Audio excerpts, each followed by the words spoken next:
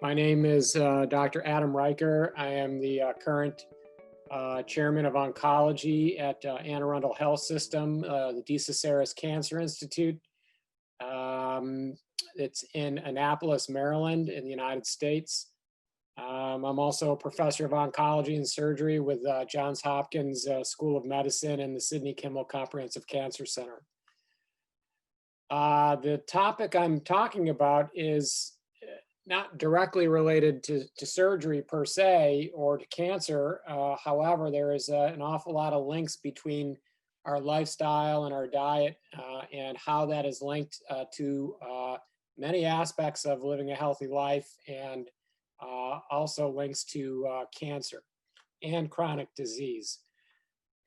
So what I think this will really do is sort of hit home several points in terms of how we all can live a healthier lifestyle, but also, more importantly, how we can educate our patients into living a healthier lifestyle that in turn will then translate into a much healthier lifestyle in terms of the types of diseases that are in epidemic proportions worldwide, specifically obesity, and in turn diabetes, hypertension, and metabolic syndromes, as well as the development of cancers.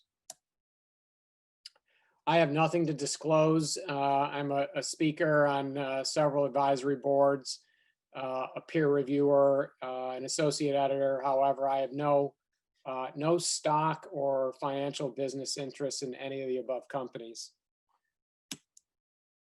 So let's start with what we often today refer to as the human condition. Here over to the left is the hunter-gatherer of our Paleolithic ancestors. We had large and well-developed brains, clear skin, good eyesight. We had a low level of body fat and leptins, good posture, good insulin sensitivity. Everything that we had back in Paleolithic times was built upon survival of the human species.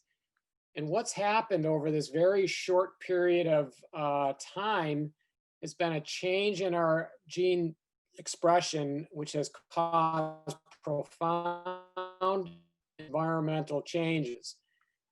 And we have now become much less of a survivalist in terms of things such as poor muscular strength, poor posture, an underdeveloped, underutilized brain. And all of this and many other things are related to our modern environment and how it has impacted our overall health. So our modern environment is built upon a species of inappropriate nutrition, and I'll get more into this in a bit. Inadequate physical activity, high exposure to environmental pollutants and harmful chemicals, social isolation, inadequate sun exposure, and a species inappropriate gut microbiome as well, which I'll talk in more detail about, chronic stress related to our jobs and our lifestyles, and also an overexposure to artificial light and modern technology. And what this has really done is impact our human condition for the detriment of our overall health. So in order to understand this, we have to go back in time a little bit. And I'm here to tell you that fake news has been around for an awfully long time. It's not just of recent days. Back in the day, in the early 1960s, there was a guy named Ansel Keyes. And he is one of the main contributors to our current epidemic in the United States and chronic health issues such as diabetes and hypertension and obesity. And the reason he was central to all of this was that he sort of fudged the data on his claims that it was saturated fats as the primary cause of clogged coronary arteries and heart disease. And what he did was basically published here to the left, you see what he published and where he plotted the percent of dietary calories from fat on the x-axis against heart deaths per 1,000 patients in several different countries. And he picked and chose 1, 2, 3, 4, 5, 6 countries only. However, when you look at the bigger picture, he really looked at 22 countries and then selected only the 6 that correlated with this increase in death rate related to calories from fat in his published study. So he selectively chose these because it fit with what his hypothesis was. If he would have used all of the data to the right here, you would have seen that this correlation was really non-existent between fat and heart death and coronary artery disease. And what that did was really set the fate for the United States, where the US government really bought into this idea that there was too much fat in our diet. And that prompted the United States Department of Agriculture to recommend to the population back in the early 1980s was when we implemented the recommendations by the USDA for a low-fat diet. And when we talk about, ever since this time, when we implemented or recommended a low-fat diet, what happened was, or even a fat-free diet, what we ended up doing was, instead of adding fat to the foods of the processed foods, we ended up adding more corn, more wheat, and more flour, which resulted in more carbs. And because we were taking the fat out, we needed to add some flavor to it. And so we ended up adding sugar, more sugar to all of the foods. And as you can see here, here's where we recommended this to the United States population as a whole. And then every decade you see an increase in overall obesity, as well as an increase in the incidence of diabetes from the time of the implementation of the USDA recommendations. And at that same time, this also began what many have known as the USDA food pyramid. And if you look at the base of this food pyramid, they are recommending 6 to 11 servings per day of bread, cereal, rice, and pasta in the daily diet. Second is 3 to 5 servings of vegetables only, fruit 2 to 4 servings, and then milk, yogurt, and cheese 2 to 3 servings. So this is a recommended daily amount of bread, rice, cereal, and pasta at the base of the food pyramid, 6 to 11 servings. And what this has resulted in, even since the early 1980s, has been both a correlation and a causation of implementation of the USDA recommendations for a low-fat, fat-free diet, with an increased wheat and grain consumption, an increase in sugar consumption per person, an increase in the basal metabolic, in the BMI, an increase in metabolic syndrome, a marked increase in obesity and diabetes, an increase in heart disease, and also an increase for several different types of cancers, 12 types. And this is not just a problem in the United States. So here's some recent data from Australia and New Zealand showing us that this is not just a problem that is isolated to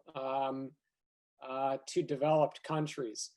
Australia and New Zealand, if you look over here in the top right here, is only second and third behind the United States in the 10 most obese countries on this planet. And this is according to the World Health Organization. So if you look at these countries, the United States of America is #1 in terms of having the highest obesity rate at about 34%. And then pretty close behind is New Zealand, number 2, and Australia, number 3. If you look at Australia, only 75 to 80%, that's 4 out of 5 middle-aged men are overweight in Australia. And the obesity incidence rates have soared in Australia by 80% in the last 3 decades. Looking at a map of Australia, there are certain areas that have higher rates of obesity. Some of the highest rates of obesity in Australia are in the South Australian regional area, and with some of the lower rates along the eastern suburbs, such as in Sydney, the North Shore, and Northern Beaches. However, it's still a significant overall problem in Australia, and you can see the marked difference in Australian adults from 1989 to 2013 of a huge increase in the number of people who are both overweight, obese, and those developing type 2 diabetes and chronic health issues such as chronic whole body inflammation and hypertension and metabolic syndrome. So here's some statistics from 2017, again, showing you that many of the chronic health issues that we have seen in the United States for several of the recent decades are now popping up at a dramatic increase in rate in Australia. So again, 2 out of 3 adults are overweight or obese. That's with a BMI of over 25. 4 out of 5 Australians are indeed overweight, with 25% of children are now classified as also being overweight. And it's increased by over 50% in a very short period of time. Over here to the to this graph here, you can see that the proportion is in Australia has increased quite dramatically, only behind the United States of America. And this plot right here is England. And this goes right up to today of 2020.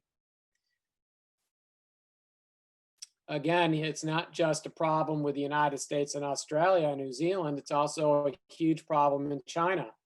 Having gone to China over the last 20 years on a regular basis, I have seen firsthand the number of obese Chinese that are increasing in dramatic numbers in China. And again, you ask, why is this? The same reason that this is happening in Australia and New Zealand is that the diets are changing. There's too much processed food. There's too much fast food. There's too much sugar. There's too much wheat products and dairy with a lot less physical activity. When you go to China and they have an opening of a new McDonald's, you have lines like this outside of people wanting to get in. And this is a very big problem. As you can see, this is fast food in China. And the number of fast food places in China has increased dramatically over the years. And these are scattered about, and the same is very similar in Australia, where the number of fast food franchises is increasing at a dramatic pace. So going back to America, we have our own issues here in terms of obesity among the population. We have similar parallel numbers in terms of the rise of obesity in both men and women and adults, as well as children. If you look at this graph here, the number of obese children has increased quite dramatically over the last decade. Here's a simple map of the United States showing that just about 2/3, if not more, of the population have a BMI, a body mass index, of greater than 25, which is considered overweight or obese, with a 30 to 50 pounds of extra weight for their height. So this is quite striking to see that the number of folks in the United States on average are carrying around 30 to 50 pounds of extra weight. And these results are very similar to those that are in present day Australia. So I'm going to talk about three major things, and the first major thing is sugar.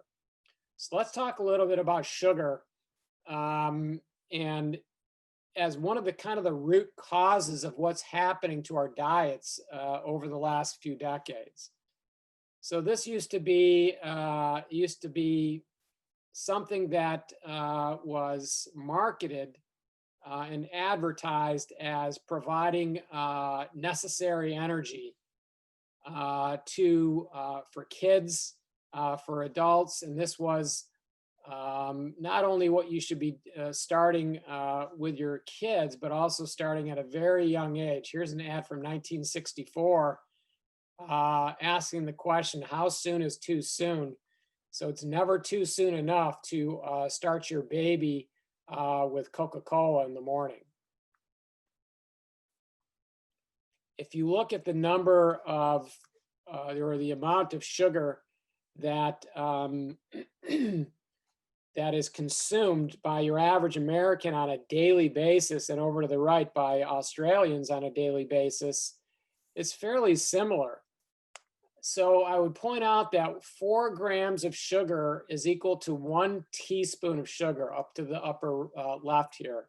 So 1 sugar cube is 1 teaspoon of sugar, and that's equal to 1 sugar packet, which are very common to just put a simple sugar packet there in your coffee or in whatever. In America, as of around today, Americans on average are eating 126 grams of sugar per day. That's 31.5 packets of sugar per day. And in Australia, that amount of sugar consumed per day is about 24 packets of sugar every day. If you look here, the world's biggest sugar eaters, the United States is number 1, Germany number 2, Netherlands number 4, Ireland number 5, and then Australia is number 6 on this worldwide list of the biggest consumers of sugar. New Zealand is not far. And just so we're clear, the human body does not require any sugar whatsoever on a regular basis. So just so we're clear, I'm going to repeat that. The human body does not require any carbohydrates or any sugar in our diets ever. Not on a daily basis. We don't require it. It's an absolute myth and further fake news that our brains require glucose in order to function. That is an absolute fallacy, and it is not derived from anything that is evidence-based. So again, we're adding all of these sugar calories and all of this processed food sources that have added sugar within them within our daily lifestyle and what we're consuming. Here in the United States, corn, the farmers who produce corn is subsidized by our US government. So it's advantageous for our farmers to produce and grow corn because they will make more money on that since it's subsidized by our own government. Well, corn is a good example of its multiple uses from simply growing corn. Products that are derived from corn are numerous. All of your processed foods are going to contain high fructose corn syrup, which is a sweetener, again, derived from the corn kernel. So you have all of these different corn sugars, dextrins, edible starches. You have bran for cattle feed.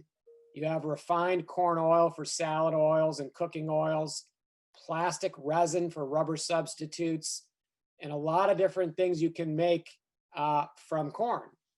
And if you look at this list, as you see all these products, these are highly ultra processed foods, or another term for that is junk food. And almost all of these junk foods or ultra processed foods are going to have some form of corn derived product in them. And usually that comes in the form of high fructose corn syrup. It's considered a biologic novelty for the human body because it is something that you just can't eat right off of the corn itself. It has to be highly processed in order to derive this corn syrup from the corn kernel. It has a very sweet taste, and it is derived mainly, so if you take high fructose corn syrup, it's derived mainly from glucose and fructose. And that's the difference between table sugar, which is 50% fructose and 50% glucose, which is your normal table sugar here, and high fructose corn syrup, which is made up of a lot more fructose than glucose. And remember, the main sugar derived from fruit is fructose. So all of your regular products, from ketchup to your food cereals, your candy bars, your cookies and cakes, and Coca-Cola, are derived of high fructose corn syrup and or added sugars. If you take a can of Coke here, there is 40 grams of sugar, 40 grams of sugar within a typical can of Coke. And if you look at Gatorade, the so-called sports drink, there's 36 grams of sugar. Over here, we have these things called big gulps. You can have this big 40-ounce thing of soda, and that has about 26 packets of sugar within them. So why is sugar so bad for you? Well, sugar, in no uncertain terms, sugar in many instances, it can be considered a gateway drug in the same sort of realm of heroin and cocaine. In fact, sugar is found to be more addictive than cocaine in several studies in both humans as well as in mice. And why is that? It's because it acts on the same dopamine receptors in our brain are certain foods such as sugar. Sex is another. It acts on the dopamine signaling cascade here, and drugs. And if you look down in here, such as cocaine, methamphetamine, morphine, and heroin, they all act on the very same dopamine receptor within our brains. And that dopamine signaling, when that receptor gets activated by sugar or sexual activity or cocaine or morphine, what that does is it tells our brains that we want more, and it desires to seek out that behavior. Just when or for somebody that does crystal meth, they immediately want more of that because it stimulates these dopamine receptors. And it is no different for sugar. In fact, in lab experiments with mice, they performed a direct comparison between cocaine or cocaine with cocaine water and sugar water, and 93%, just about all of the lab rats, chose sugar water over cocaine. There's a wonderful documentary called Fed Up. It's on Netflix, and it's on Netflix and also Prime Video. And if you have a chance to see that, it's a really good documentary about sugar.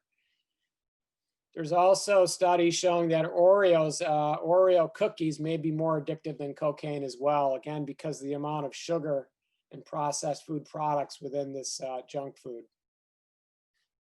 And sugar addiction is quite real. And if any of you know and you've eaten a cookie, it's really hard to just eat one because your body and your mind is telling you that, again, by stimulating those dopamine receptors in the brain, it's telling you that they want more. They want more of that stimulation with the sugar, which is, again, a gateway drug. Sugar also causes chronic body inflammation. When we start going down this pathway of chronic body inflammation, we start getting into some of the underlying reasons as to why sugar is bad for you. If sugar is able to cause chronic whole body inflammation, it is that body inflammation which then can be a trigger for the development of several different types of cancer. And this can be the initiating cause is adding or consuming too much sugar in our bodies. And so there is this link, and this is well published and documented, of high sugar diets in both mice and in humans, and a direct correlation and link to chronic body inflammation, which in turn causes the development of cancers in our body.